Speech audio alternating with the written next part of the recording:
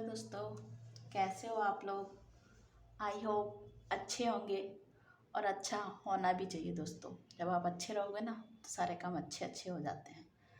Okay दोस्तों, आज हम ना अपने एक एक टॉपिक नहीं कह के एक स्ट्रेटजी कहूँगी। मैं एक छोटी सी स्ट्रेटजी आपको बताना चाहूँगी।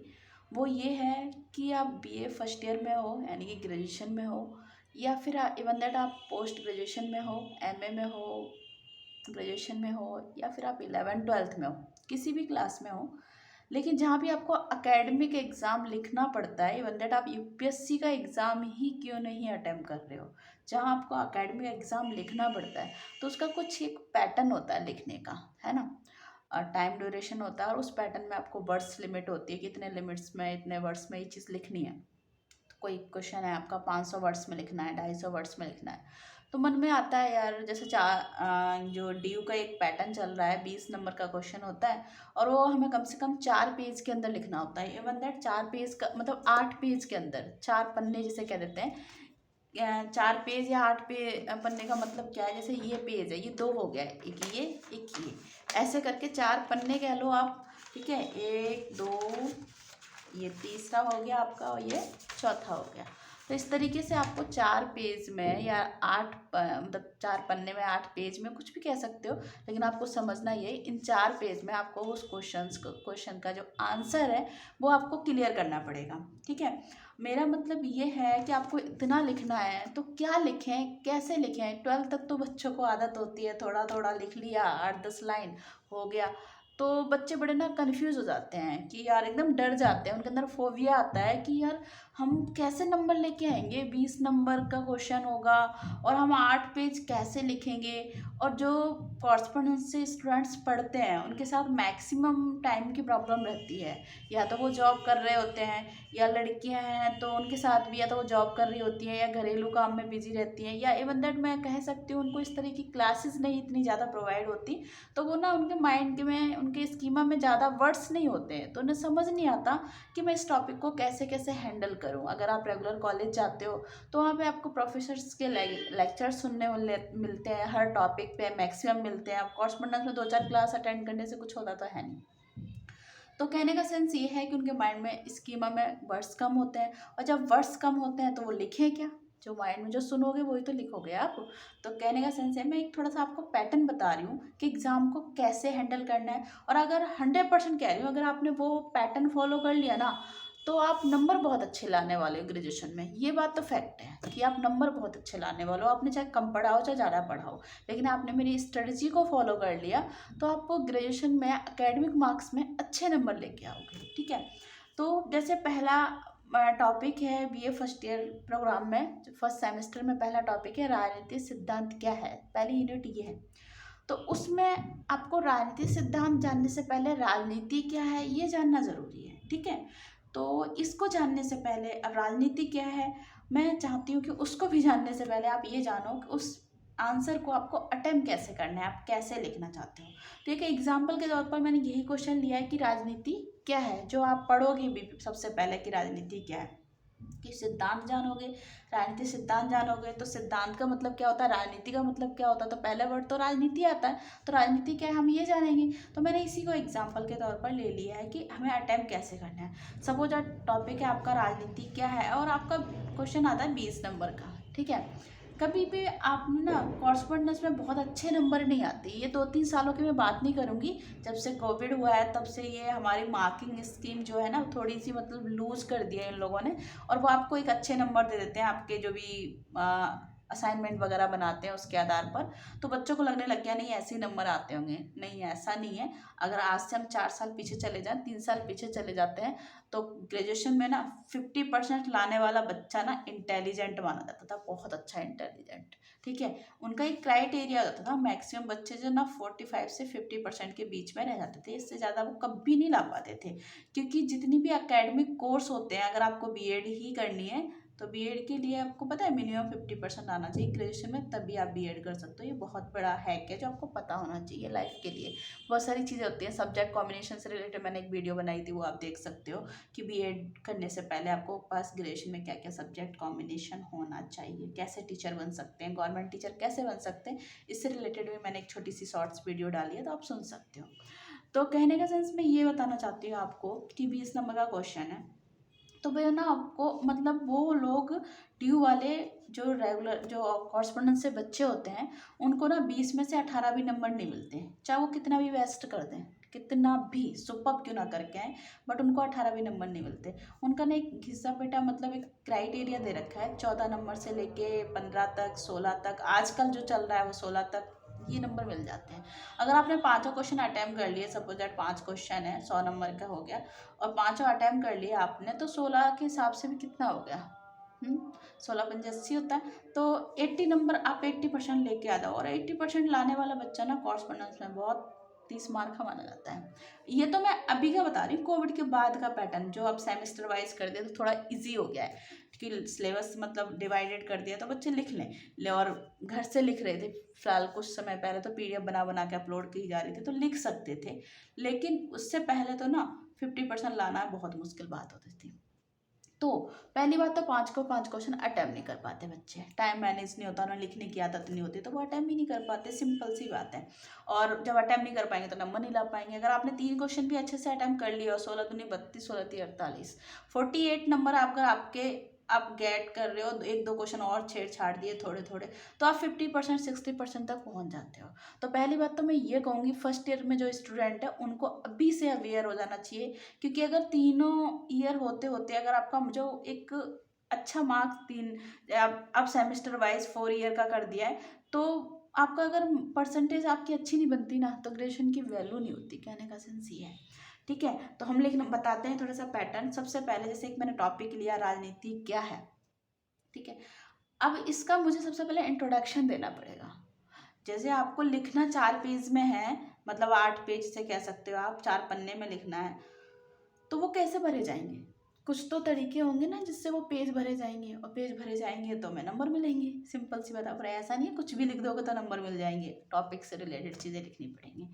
तो राजनीति क्या है, इसका आप परिचय दोगे। जैसे राजनीति का क्या मतलब है, राजनीति का परिचय का मतलब ये है, मतलब तो अलग चीज़ होगी।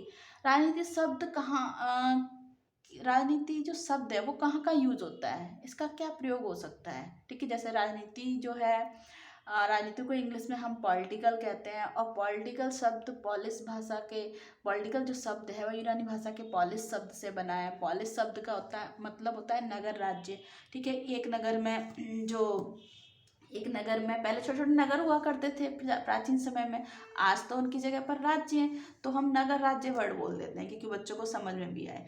तो नगर राज्य का अध्ययन करना राजनीति कहलाता है, ठीक है। तो मतलब, और राजनीति व्यक्ति के लिए जो मनुष्य है वो एक विवेकशील प्राणी है। विवेकशील का मतलब क्या होता है, जिसके अंदर सोचने समझने की शक्ति होती है, और जो सोच समझ सकता है, वो अच्छा बुरा जानता है, तो उसे विवेकशील प्राणी कहते हैं। और मनुष्य ना कभी भी ना अकेला नहीं रह सकता। मनुष्य को आप छोड़ दो कि जंगल में रह ले, मनुष्य जंगल में नहीं रह सकता। मनुष्य जंगल में तो वो रह सकता है, वो या तो वो देवता है या फिर वो दानव है, ऐसा कहना अरस्तु का है, ठीक है। तो कहने का सेंस ये है। तो ये सब छोटी छोटी बातें हैं जो ना वो आपको इंट्रोडक्शन में लिखनी होंगी, कि मनुष्य के लिए राजनीति की ज़रूरत है, राजनीति में क्या क्या होता है, मतलब जो आगे आप डिटेल में लिखने वाले हो ना, उनमें से 5-7 लाइन निकाल के आप इंट्रोडक्शन में लिख दोगे।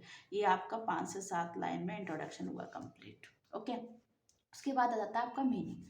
अब राजनीति पूछा जा रहा है तो राजनीति का शाब्दिक मीनिंग लिखोगे। शाब्दिक मीनिंग का मतलब क्या हो गया, कि जैसे राजनीति शब्द को मैंने बोला कि इंग्लिश में पॉलिटिक्स कहते हैं, और पॉलिटिक्स शब्द जो है यूनानी भाषा के या पॉलिस शब्द से बना है, और पॉलिस शब्द का अर्थ होता है नगर राज्य, और नगर राज्य का अध्ययन करना राजनीति कहलाता है। ये एक शाब्दिक अर्थ हो गया। जैसे स्वतंत्रता शब्द है, अगर स्वतंत्रता का टॉपिक है तो मैं बोलती हूँ स्वतंत्रता को अंग्रेजी में लिबर्टी कहते हैं, और लिबर्टी शब्द यूनानी भाषा के लिवर शब्द से बना है, और उसका मतलब होता है बंधनों का अभाव, यहाँ पे बंधन कम हो, या अभाव का मतलब होता है ना हो, पर हम स्वतंत्रता का जब तार्किक मतलब पढ़ते हैं तो वहाँ पे पढ़ते हैं बंधन कम हो।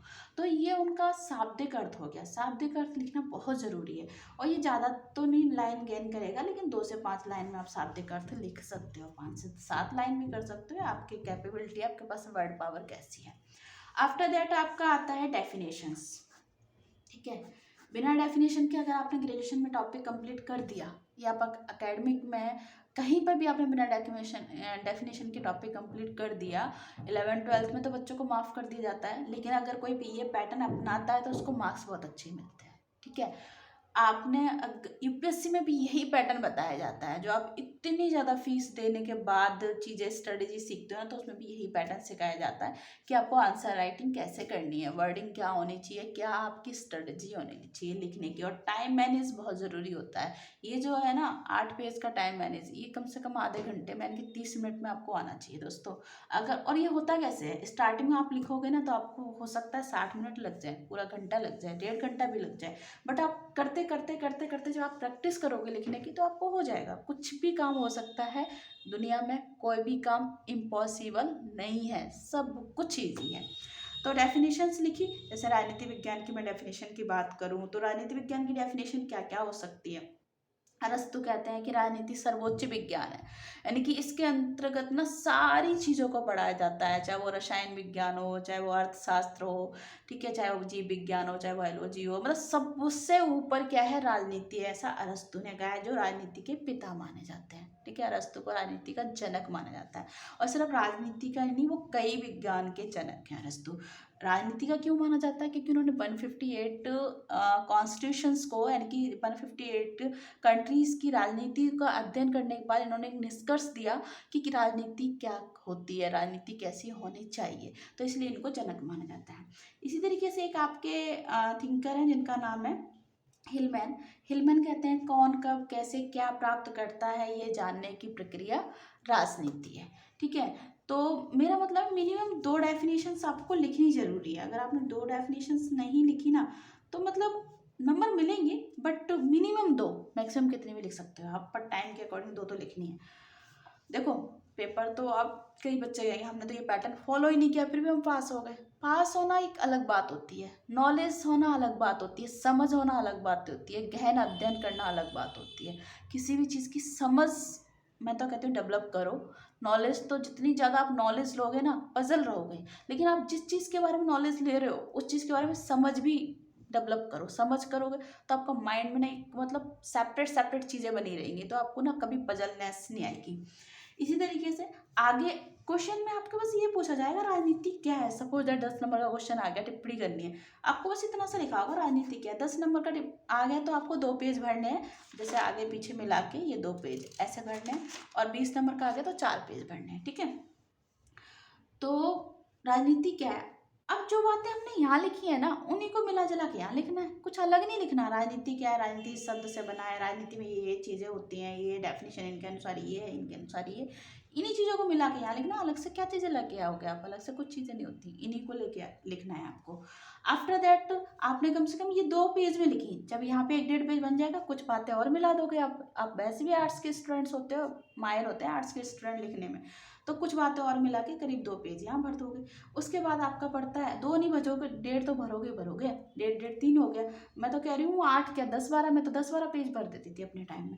तो राजनीति का स्वरूप, उसके बाद स्वरूप की बात आती है, 1 पेज में भर लो, आपको लगता है नहीं भैया टाइम कम है तो 1 पेज में कर दो। स्वरूप या रूप या दृष्टिकोण जैसे होता है ना, तो किसी भी चीज़ के बारे में आप पढ़ना चाहते हो, तो जैसे मेरे बारे में कोई पढ़ना चाहता है तो मेरा बचपन का रूप क्या था, इवन दैट मेरे यंग एज में क्या रूप रह रहा है। आफ्टर दैट जब आपको मतलब जब मैं एक प्रौढ़ अवस्था कंप्लीट करने के बाद जब मैं ऑलेस्ट में जाऊंगी तो मेरा क्या रूप रहेगा, तो मेरे सारे अवस्थाओं के रूप पढ़े जाएंगे। इसी तरीके से राजनीति के बारे में भी हम पढ़ते हैं कि परंपरागत लोग राजनीति के बारे में क्या सोचते थे, आधुनिक लोग क्या सोचते हैं, यानी कि पुराने लोग क्या सोचते थे, पहले प्राचीन समय में लोगों की क्या राय थी राजनीति को लेके, आज के समय में राजनीति को लेकर क्या राय है। ये सारी बातें जब हम राजनीति के बारे में, तो हमें कम से कम 2 परिप्रेक्ष्य या 2 रूप तो बताने ही होते हैं कि परंपरागत लोगों का क्या कहना है और आधुनिक लोगों का क्या कहना है, यानी कि समकालीन यानी मॉडर्न लोगों का क्या कहना है। ठीक है, ये चीज़ें आपने बता दी करीब 1 पेज में, ये चीज़ें करीब 1 पेज में बता दी, 1 से 1.5 पेज में। ठीक है, ये भी आपने 1 से 1.5 पेज में बता दी। हो गया ये 4 पेज, तो ये मतलब कि 8 पन्ने, 4 पन्ने यानी कि 8 पेज तो आपके यही हो गए। उसके बाद ये टॉपिक बहुत इम्पोर्टेंट है जो आपको 8 से 10 लाइन में लिखना ही लिखना है। निष्कर्ष। निष्कर्ष क्या होता है? देखो आपने चीज़ें मूल्यांकन में तो देखो ये होती हैं। अगर आप इसके बीच में एक और टॉपिक ऐड करना चाहते हो मूल्यांकन, तो ये भी कर सकते हो, निष्कर्ष लास्ट में लिख सकते हो। अगर मूल्यांकन को आप स्किप कर सकते हो तो भी कोई दिक्कत नहीं है, स्किप भी कर सकते हो। लेकिन मूल्यांकन में ये होता है कि ये चीज़ें लिखी हुई हैं, इनमें आपके अनुसार कितनी चीज़ें सही हैं, कितनी गलत है, इतना आप बता सकते हो, मूल्य को अंकित कर सकते हो, दे सकते हो कि ये चीज़ें ऐसे होनी चाहिए, ऐसी होनी चाहिए, मतलब इतनी इतनी है, होनी नहीं चाहिए, होनी चाहिए तो निष्कर्ष में बताओगे आप कि भाई देखो निष्कर्ष में ये चीज़ है कि ये इसमें है, और मेरे अनुसार मेरा सजेशन ये है कि इसमें ये चीज़ें और होनी चाहिए। आप निष्कर्ष में आप सजेशन दे सकते हो अपना, ठीक है। और जो आपका जब हम अपनी थीसिस वगैरह लिखते हैं, पीएचडी वगैरह करते हैं, तो उसमें निष्कर्ष के तौर पर जो बच्चों का निष्कर्ष होता है ना, उसके तौर पर ही बहुत सारी स्ट्रेटजी बनती है गवर्नमेंट की, और बहुत सारी किताबें लिखी जाती हैं। तो कहने का मतलब ये निष्कर्ष बहुत वैल्यूबल होता है। निष्कर्ष में जो चीज़ें हैं वो तो हैं, आप अपने निष्कर्ष अपने भी विचार ऐड कर सकते हो। ओके दोस्तों, तो वीडियो एक इंट्रोडक्शन की भी बहुत लंबी हो जाएगी अगर मैं और डिटेल बताने लगी, तो इस चीज़ को आपको सुनना है और समझना है। आगे से मैं आपकी बीए प्रोग्राम की यानी कि जो फर्स्ट ईयर की वीडियो है, जितनी भी टॉपिक्स की, आप बता देना कि कौन कौन से टॉपिक्स मुझे बनाने हैं, मैं उन पर वीडियो बना दूंगी। बच्चों के लिए बहुत, अब एग्ज़ाम आने वाला है तो उनके लिए बहुत फ़ायदेमंद की चीज़ हो जाएगी, ठीक है। और ये पैटर्न तो आप ज़रूर फॉलो करना, मेरी आपसे हाथ जोड़ के विनती है। अगर आप स्टूडेंट्स हो तो आपका बहुत बहुत फ़ायदा होगा इसमें, ठीक है। और थैंक यू दोस्तों, चैनल को सब्सक्राइब कर दो, चैनल को शेयर कर दो। आपके छोटे से एक एफर्ट से शायद मुझे एक रास्ता मिल जाए। ओके दोस्तों, नमस्कार।